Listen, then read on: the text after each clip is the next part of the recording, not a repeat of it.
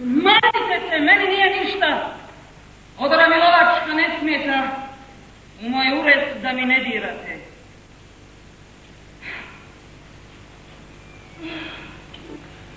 Odpočinuti želim. I vi isto učiniti možete samo dolje u Nedolini. Dok vas rob moj natrag ne pozove. Nek se strogo progone gusari, smrt svakomu koji trgovce plijeni. Ušto ćemo? Mi smo podložnici, a kraljica, žali Bože, ona.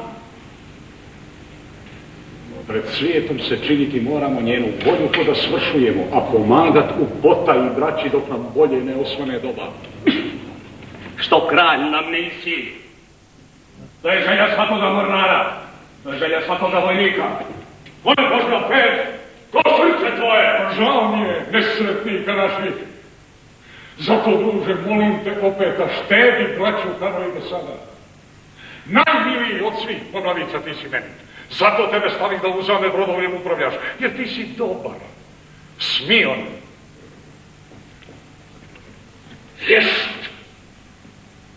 Mudar, ja polažem u vjernati prsa bez bojazni svaku taran svoju. Bolje nije ni u tvojim skrita. Ajde će vrijeme da odjedriš putu i sretno pozite pravi.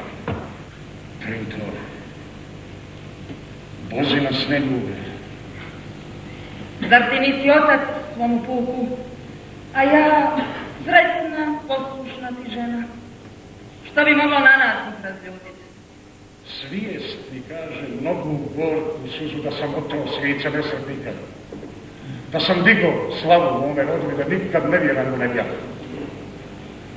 A mog srca blaženstvo svjedoči da si čudo ti ženske kreposti. Otkada si na prsi mi pala slast života, od onda tek spoznam.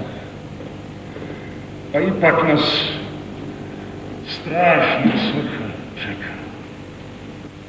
Zalog krvi oca mog i roda i s pomoću moćne vojske Rima, kojim vječno dugujem zahvalnost, učini da kralj Ilirski bude. Sve zlo i stid iz prošlosti naše nek zaborav i kleta odnese.